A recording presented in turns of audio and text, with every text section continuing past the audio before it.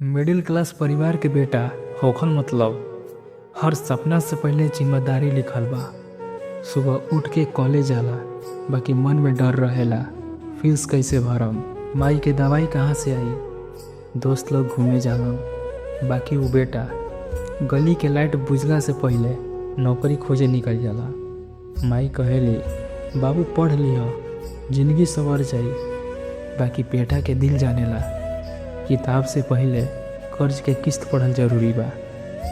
Middle class बेटा हंसे भी तो दबा के, काहे कि घर वाला के हौसला ओकर मुस्कान पे टिकल बा।